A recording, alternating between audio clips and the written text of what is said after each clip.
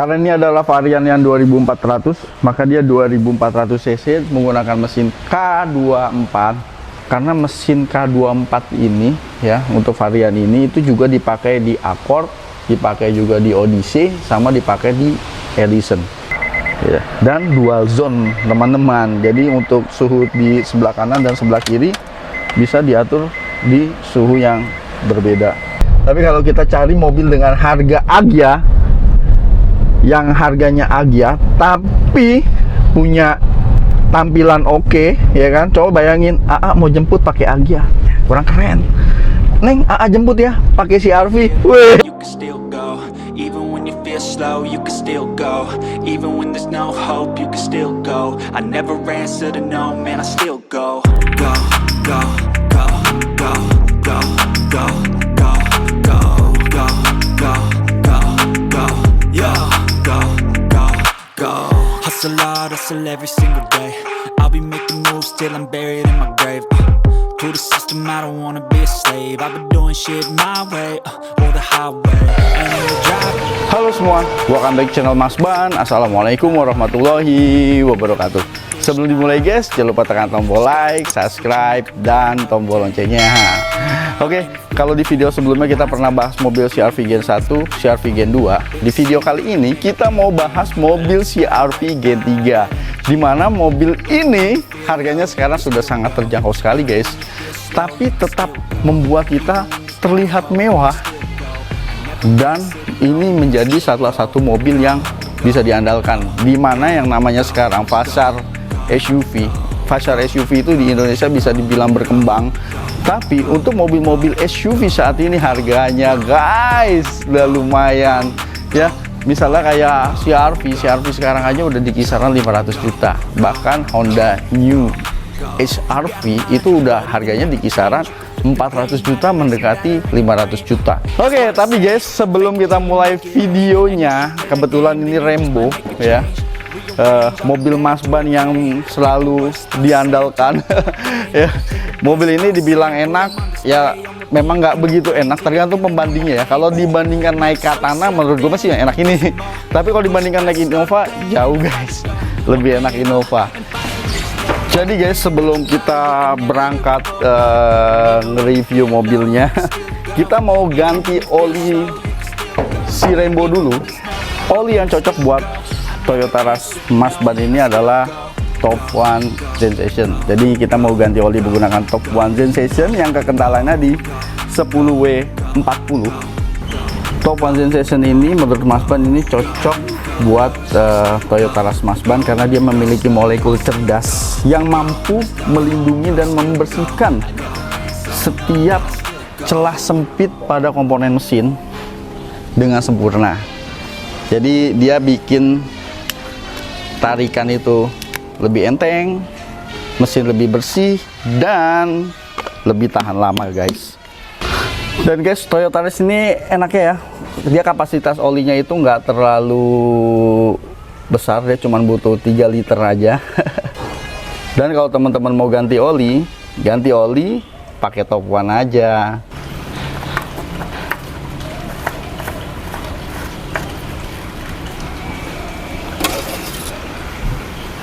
Oke, let's go, kita review CR-V Gen 3.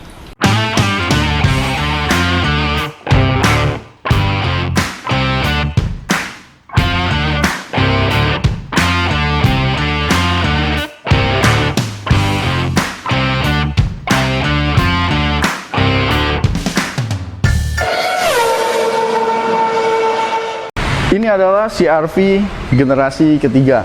Kebetulan mobil ini tahun 2007.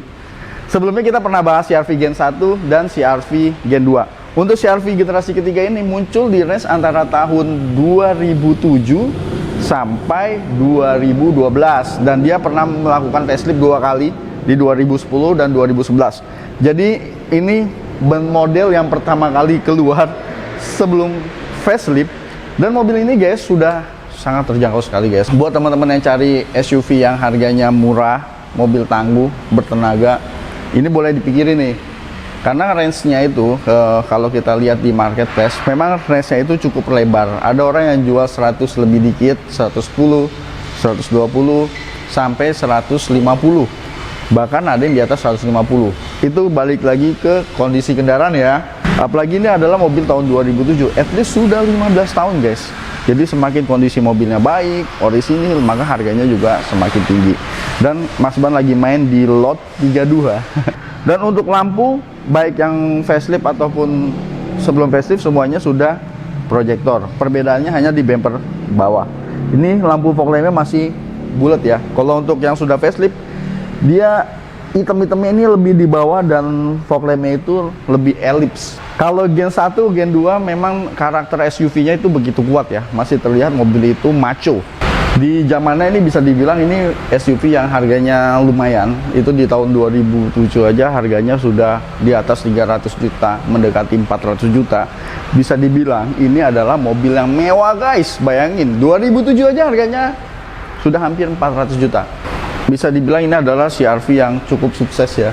Karena populasinya cukup banyak untuk CR-V Gen 3 ini. Dan kalau kita lihat juga dari samping, mobil ini cukup panjang dan hanya 2 baris. Jadi bayangin, dalamnya itu dijamin lega banget. Dan layaknya sebuah SUV, dia punya ground clearance tinggi. Jadi kalau sekarang ya, kenapa SUV itu lebih laku? Karena yang namanya jalanan rusak, genangan terutama itu lumayan banyak kalau lagi musim hujan, terutama kalau kita tinggal di kota-kota besar. Ternyata bukan cuma Jabodetabek, beberapa kota besar juga kalau hujan itu sering tergenang. Even Bandung sekalipun yang di pegunungan itu juga ada ruas-ruas jalan yang genangannya lumayan tinggi. Untuk velg dia menggunakan ring 17 ya. Velgnya ini sedikit membesar dibandingkan dengan generasi sebelumnya, dengan ban 225, 65, ring 17. Untuk sistem pengereman, depan dia disc brake, belakang pun sudah disc brake. Depan belakang disc brake yang dilengkapi juga dengan ABS, EBD, brake assist dan teman-temannya. Kebetulan ini adalah CR-V yang 2400. Bisa dibilang ini adalah kasta tertingginya karena CR-V di tahun ini dia ada 2 tipe, 2000 dan 2400. Jadi kalau lihat di sini juga untuk jendela ya. Ini jendelanya aja guys, di chrome guys. Ada list chrome-nya yang menegaskan bahwa dia mau terlihat mewah, dan umumnya mobil-mobil mewah juga bagian jendelanya itu ada list chrome-nya. Dan di sini dia udah ada roof rail walaupun nggak begitu terlihat. Jadi ini ada baut untuk tambahannya. Jadi kalau teman-teman mau pasang roof rack ya bisa cari spare part originalnya nih biar bisa nempel ke roof rail CR-V. Untuk handle pintu dia sudah chrome dan tipe grip ya. Jadi kalau yang kukunya panjang dia nggak merusak kuku. Oke, sekarang kita lihat dari bagian belakang. Gue tuh paling senang kalau lihat mobil tua yang kondisinya klimis. Ya kayak ini kondisinya klimis. Walaupun ini warnanya bisa dibilang warna apa sih? Champagne ya. Tapi ini masih terawat banget. Bayangin 2007, 15 tahun mobil ini masih bisa dibilang sangat terawat. Di bagian belakang di sini udah ada defogger sama rear wiper, dan di sini ada high mount stop lamp. Dia juga sudah ada spoiler. Untuk antena masih tipe short pole, belum shark fin ya, kayak CR-V yang terbaru. Untuk lampu dia memanjang, masih mempertahankan ciri khas CR-V sebelumnya. Ya, walaupun pintunya agak melengkung sehingga kesan maconya memang sudah bukan hilang ya, sedikit berkurang. Karena ini kayaknya mobilnya udah nggak mau masuk ke lumpur, tapi masuknya ke mall. Untuk lampu dia semuanya masih menggunakan bohlam, baik dia lampu malam, ya kan, lampu rem, lampu sen, lampu mundur, semuanya nih bohlam. Dan ini ada lampunya sampai sini nih. Ini kalau atas nih, ini reflektor doang. Dan untuk varian 2007, bayangin di belakang belum ada kamera mundur dan belum ada sensor parkir. Masih pelit ini fiturnya. Oke, sekarang kita buka bagasinya. Buka bagasinya juga untuk tombolnya ini ada soft touch. Oke, di sini juga seperti ada spoiler gitu ya, tambahan supaya pintunya terlihat lebih lebar. Dan kita buka bagasinya. Untuk bagasi ini ada tonneau cover, jadi 2 tingkat. Ini enak banget kalau teman-teman misalnya kayak Mas Ban suka bawa kamera atau bawa laptop, benda-benda berharga, masukin kolong sini, itu nggak terlihat dari luar, jadi kan lebih safe kan. Ini bisa ditekuk nih teman-teman. Jadi kalau kita tekuk ya, kita butuh ruang bagasi yang lebih luas. Nah, ini tuh bisa disimpan di bawah. Jadi kita bisa mendapatkan ruang bagasi yang lebih luas. Dan ini coba kita taruh dulu di sini. Oke. Dan di sini dia sudah ada power outlet. Kok ada power outlet di belakang? Padahal nggak 3 baris, buat apa?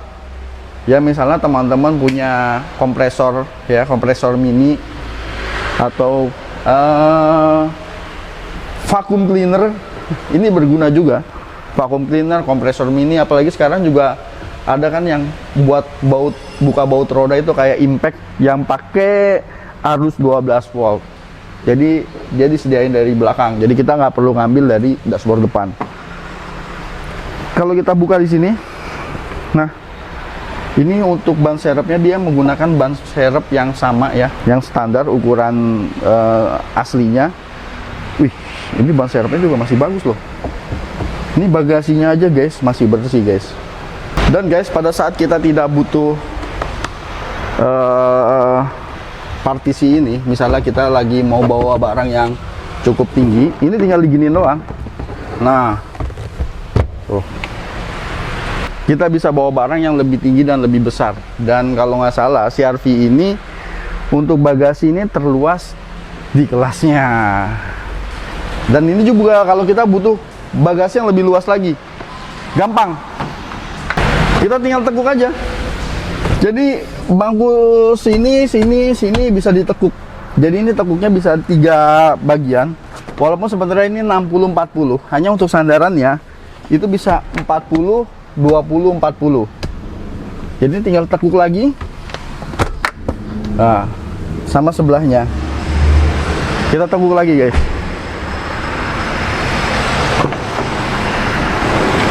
Tuh.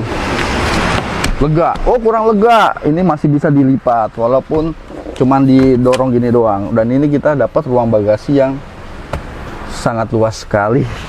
Oke, sekarang kita buka kap mesinnya. Wis. Karena ini adalah varian yang 2400, maka dia 2400 cc menggunakan mesin K24. Kalau yang 2000 cc dia menggunakan mesin R20. Karena ini adalah varian yang 2400, maka dia tenaganya cukup besar, 170 PS dengan torsi 218 Nm, dibandingkan dengan yang varian 2000 cc itu cuma 150 PS dengan torsi 190 Nm. Dan untuk yang varian 2400, setahu Mas Ban, dia hanya tersedia transmisi otomatis. Kalau yang 2000 dia ada yang otomatis dan ada yang manual.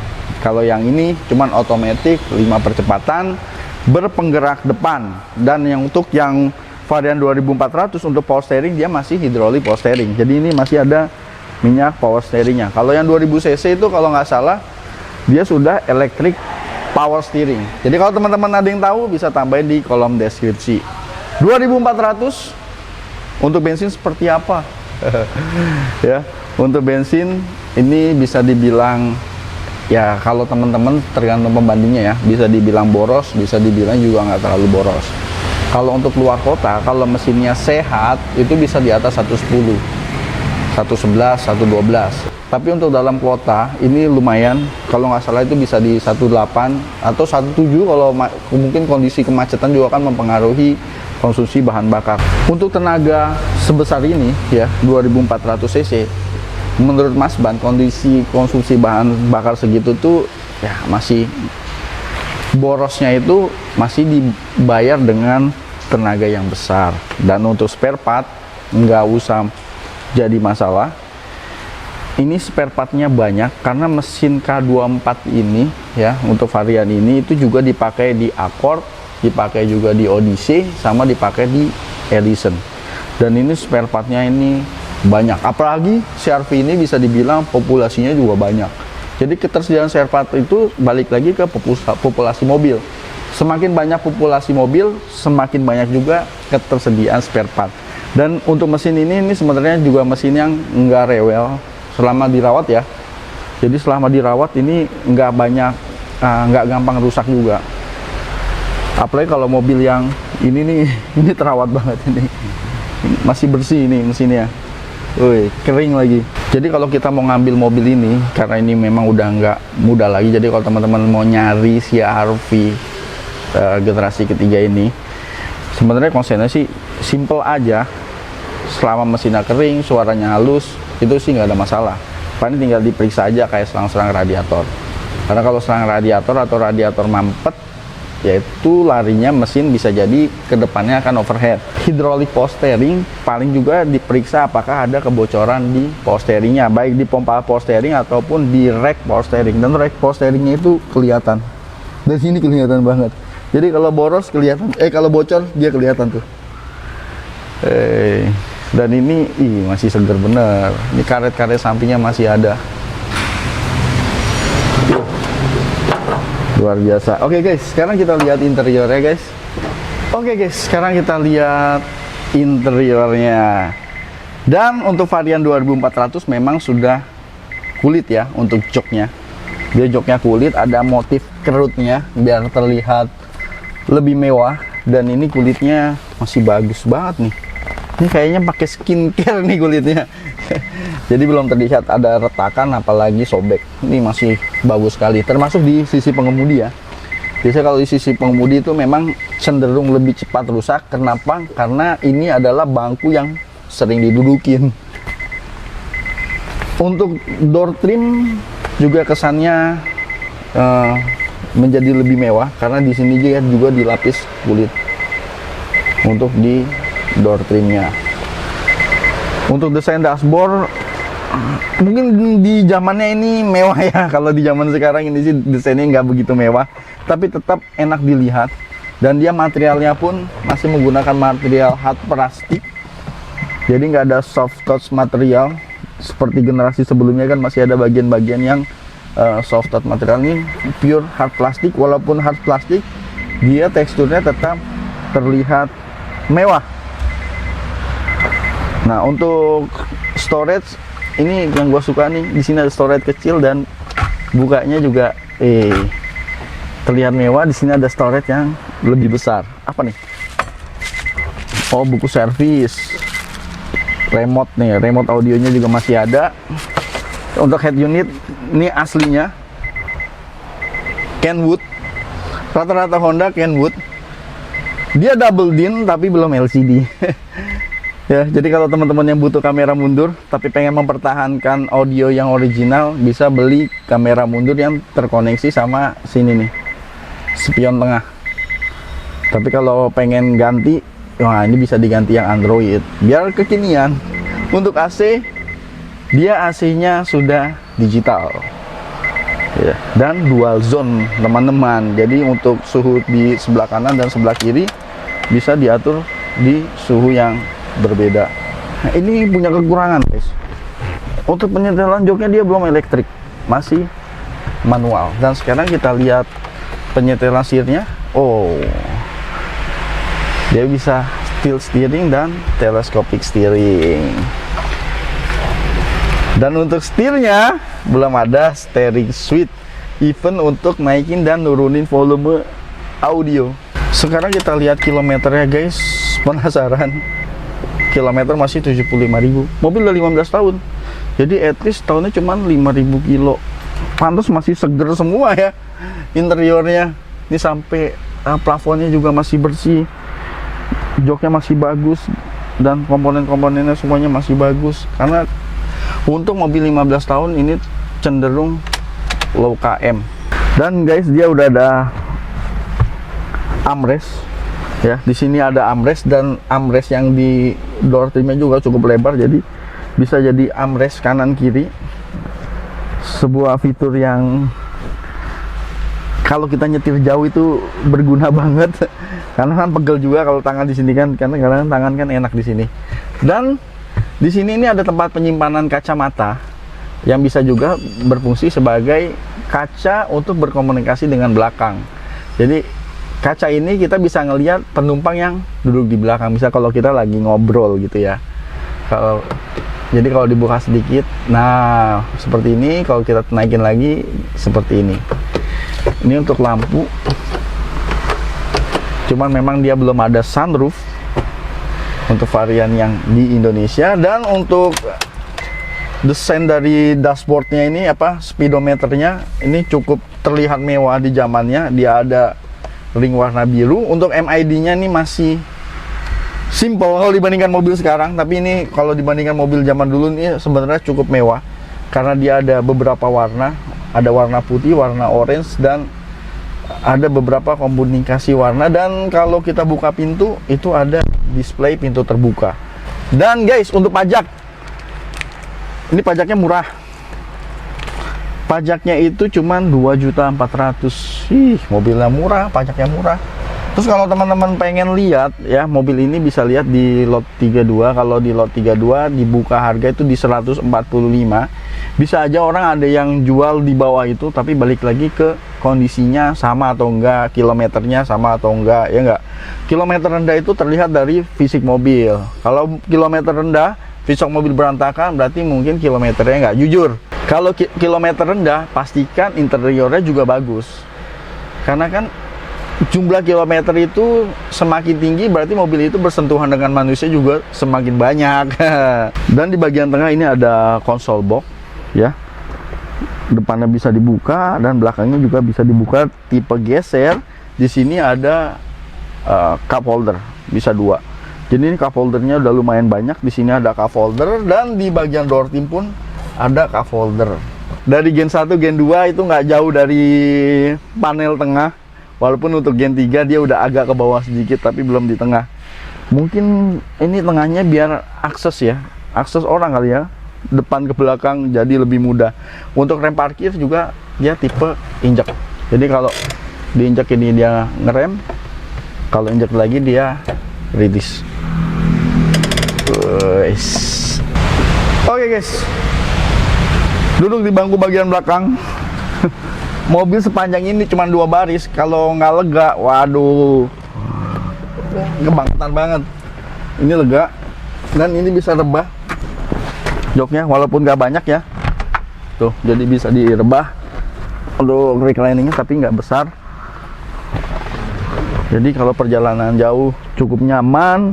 Dan ini bisa jadi armrest dengan cup holder. 2 biji di sini ini bisa jadi cup holder. Di door trim juga dia ada cup holder. Jadi di belakang juga dia ada 4 cup holder. Walaupun di belakang sini dia belum ada power outlet ya, untuk ngecas HP, ngecas gadget. Dan bagian belakang untuk jok kulitnya juga masih bagus. Dan ini ada pocket ya, pocket di belakang masih bagus. Dan untuk hand grip yang di bagian belakang dia ada kecil sini nih. Nah, ini buat gantung baju, gantung jas nih, atau batik nih. Dan karena ini penggerak depan, jadi lantainya rata guys. Bisa dilihat ini rata. Jadi baik yang duduk di tengah juga dia enak, nggak ngangkang. Wih, keren banget. Sekarang kita cobain aja mobilnya guys. Oke guys, sekarang kita cobain mobilnya guys. Ini mobil yang masih gurih banget ini. Tahun 2007 tapi gurih banget. Sekarang kita hidupin mesinnya. Wis, kita nyalain AC-nya. Nah ini yang AC-nya yang gue suka, double zone, dual zone, double zone. Jadi kanan kiri suhunya bisa beda loh. Wih, kayak Mercy gitu. Oke. Ini otomatis 5 percepatan. Dan metiknya masih enak, halus. Oh, iya asik loh.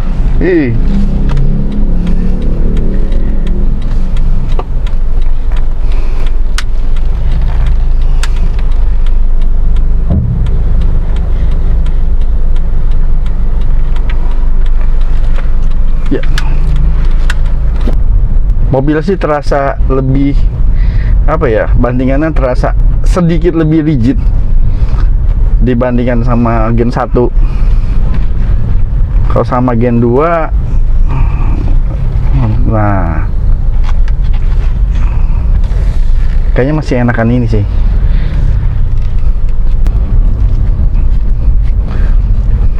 Sekarang kita geber 170 horsepower. Gila. Ini dari bawah aja udah ngejambak nih. Ya, jadi yang namanya konsumsi bahan bakar ya sesuai lah sama power yang dikasih. Dan mobil ini sangat fun to drive. Menurut Mas Ban ini fun to drive banget. Wih, dan kaki-kakinya masih senyap, guys.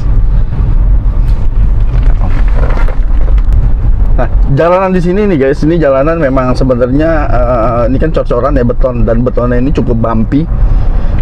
Jadi kalau mobil suspensi nggak enak itu terasa, dan menurut Mas Ban untuk kelas SUV ini masih nyaman banget.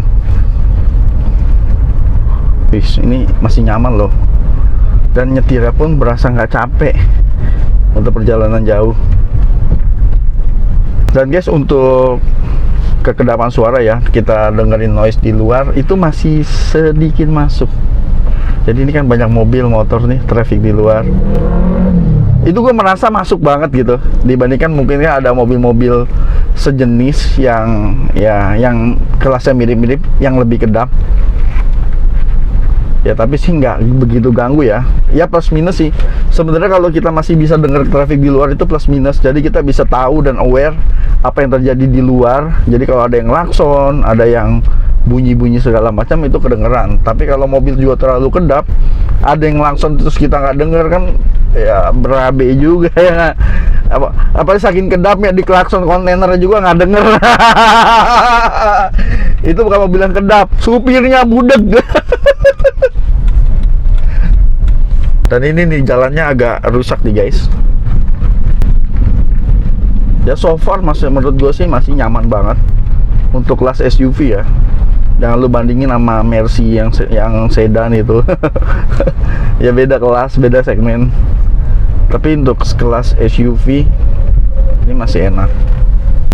At least menurut gua mobil ini masih enak banget dipakai. Mau bawa harian enak ya. Walaupun mobil ini lebih murah dari Agya, ya tapi semua balik lagi ya ke kebutuhan ya. Kalau memang orang yang cari mobil kecil, cari mobil murah, cari mobil yang tahun muda, Agya is okay. Tapi kalau kita cari mobil dengan harga Agya, yang harganya Agya tapi punya tampilan oke, ya kan? Coba bayangin AA mau jemput pakai Agya, kurang keren. Neng, AA jemput ya pakai CR-V. Wih, ya nggak? Keren kan?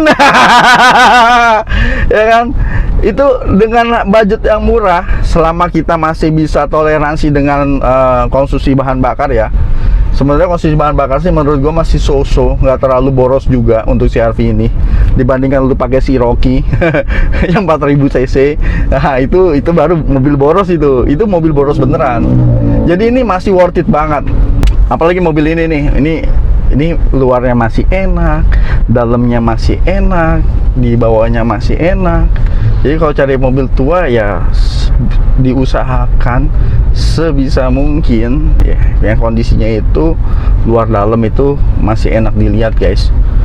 Dan itu juga beda kan, nggak jauh-jauh banget. Kayak ini dijual di lot 32 tuh cuma 145 juta.